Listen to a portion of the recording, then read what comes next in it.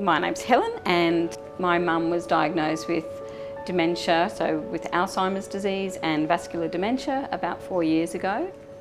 While lots of people think about dementia and wandering where people wander the streets, Mum never wandered outside of the house, but she did do night wandering, and that was during the middle of the night. She would get up and start walking around the house and just pottering around with no real purpose.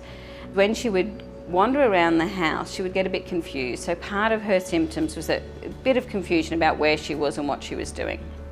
And so the lights we used sensor lights, which was really great because it meant that it stopped her from falling over, it stopped her from tripping up and bumping into things. The sensor lights, as she left her bedroom and came into the kitchen, the sensor light came on and it was great. And so it just lit up, and if she was a bit confused about where was she, then the lights would come on and she could look around and just have possibly relief, just look around and see familiar things and familiar environment. And so then she knew where she was, and so it would help her to get her bearings. The funny part about those lights though is that sometimes then when she was ready to go back to bed, she would get a little bit confused again and forget that they were sensor lights. And so she would try to turn them off. And so in the end, my dad just put a note underneath the sensor light and said, "This is a sensor light, do not turn off." And so the sensor lights worked because it stopped her confusion when she walked around, but at the same time she learned, because of that signage, to not turn them off when she went to bed again.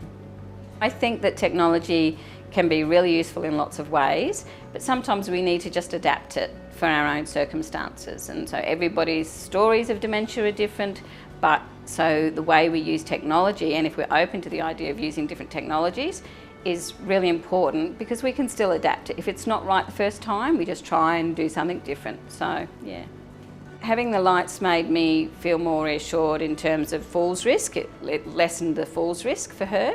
But also for Dad, it was a really good indicator, because if he didn't feel her getting up in the night, he could also, there'd be an extra sort of alarm in a way, or he would hear the click of the light going on, and he'd sense, even though he might be asleep, he'd sense the difference in light. And so it was another thing of going, okay, Mum's walking around, and he knew that she was there. The sensor lights were a solution that worked really well. It was low cost. It was just a simple solution that really helped not only Mum but also Dad as well, and it worked for the duration of Mum's illness.